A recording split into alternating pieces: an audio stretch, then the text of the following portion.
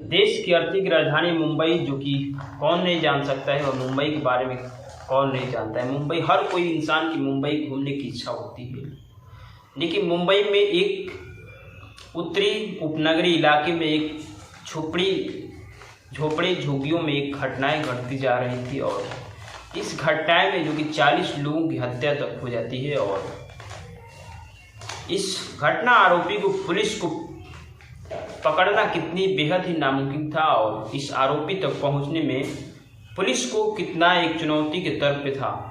लेकिन पुलिस को देखते देखते 40 से अधिक हत्याएं घट गई, लेकिन उस हत्या आरोपी के पास पुलिस पहुंचने में बेनकाब थी। और देश की आर्थिक राजधानी मुंबई में इस घटना को काफ़ी हलचल हो जाता है, और मुंबई पुलिस के लिए एक चुनौती के तौर पे माना गया था। नमस्कार, प्रणाम, मैं जेबी शर्मा आप सभी का स्वागत करता हूं। आज की जो कहानी है, देश की आर्थिक राजधानी मुंबई माया नगरी की कहानी है, जो कि बहुत ही दिलचस्प कहानी है। और मुंबई के बारे में एक बात जो काफ़ी मशहूर है, और यह कि ये शहर कभी सोता नहीं है लोग, लेकिन इसी मुंबई के एक सीरियल किलर ने ऐसा भी, जिस शहर के कई लोगों की हमेशा के लिए जो कि मौत की नींदें सुला दिया। अपराध की किताब में इस कातिल का नाम जो कि बताया गया है रमन राघव है, और रमन राघव की कहानी 1960 के 60 की दशक की कहानी है।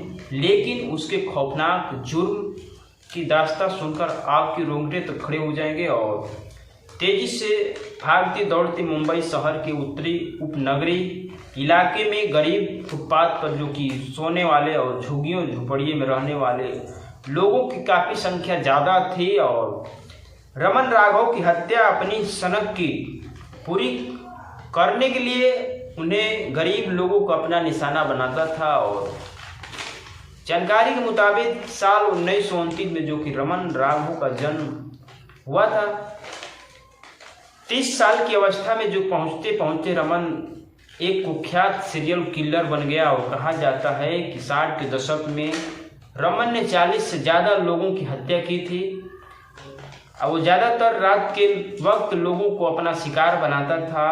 वो गहरी नींद में सो रहे लोगों पर किसी भारी भरकम हथियारों से हमला करता था, चीज़ों से हमला करता था, और उन्हें हमेशा के लिए जो कि मौत की नींद तक सुला देता था।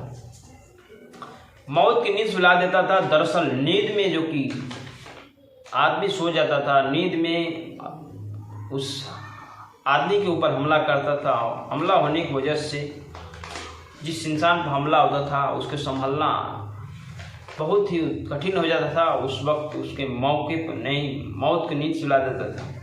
लेकिन एक खास बात यह भी है कि रमन राघव सालों तक मुंबई पुलिस के लिए एक रहस्यमय कातिल बना था।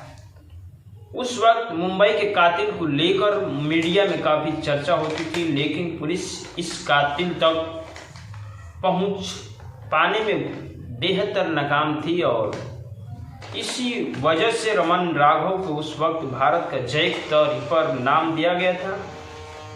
मुंबई के साल 1965 से 1966 के बीच के करीब 19 लोगों की हत्या के मौत के जो कि घाट उतार दिया था। और लेकिन उसके बाद अचानक हत्याओं का यह सिलसिला जो कि थम गया था। 2 साल बाद यानी 1968 में इस रहस्यमय हत्यारे ने एक बार फिर से मुंबई में जो कि कहर बरपाना शुरू कर दिया था। हालत यह भी थी कि शाम के वक्त मुंबई की जो कि सड़कों पर सन्नाटा पसर जाता था, और दहशत की वजह से लोग झुंड में जो कि घर से निकलते थे और बाहर निकलते। उसी साल मुंबई के क्राइम ब्रांच ने तेज तर्राज पुलिस अफसर जो कि रमाकांत कुलकर्णी ने मुंबई के सीरियल मर्डर का केस अपने हाथ में लिया, और आखिरकार वो हत्यारे तक पहुंचने में कामयाब हुए। कहा जाता है कि जब पुलिस वालों ने रमन को पकड़ा तो उसके बयान में दर्ज करने से पहले उसने पूछा कि क्या चाहिए। रमन ने उस वक्त चिकन खाने की अपनी इच्छा जताई थी, और रमन को उसी वक्त जो कि चिकन खिलाया गया था। चिकन खाने के बाद रमन ने वेश्या और ऐशो आराम की सजा समान पाने की मांग की थी। हालांकि उसकी इस मांग को उस वक्त अधिकारियों ने ठुकरा दिया था। लेकिन चिकन खाने के बाद रमन ने कत्ल का खौफनाक राज खोलते हुए कद काठी से रमन कद काठी से काफ़ी लंबा था और शरीर से काफ़ी मजबूत था और साउथ इंडिया से ताल्लुक़ रखता था। बेहद कम पढ़ा लिखा था रमन एक जिद्दी इंसान था और रमन ने कई हत्याओं के बारे में पुलिस को बताया था। रमन राघव को पुणे के इरौदा जेल में जो बंद किया गया था, साल 1987 में हाई कोर्ट ने उसकी मौत की सज़ा सुना दी और मौत को सज़ा को उम्र कैद में जो कि सज़ा तब्दील कर दिया जाता। जानकारी के मुताबिक जेल में रमन को किडनी से संबंधित बीमारियां हो जाती है और इसी वजह से उसकी जो कि मौत हो गई। रमन राघव के बारे में यह भी कहा जाता है कि जय की उसने अपनी बहन के साथ दुष्कर्म किया था। जिस पुलिस अफसर ने बेनकाब किया था उन्होंने इस पर किताबें footprint on the sides of crime और क्राइम क्रिमिनल एंड कप्स भी लिखी है। तो ऐसे आरोपी के लिए आप क्या कहना चाहते हैं, कैसा आरोपी था? और इस जाबाज पुलिस अफसर को मैं सलाम करना चाहता हूँ।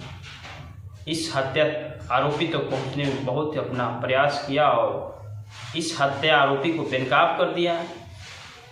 जय हिंद, जय भारत।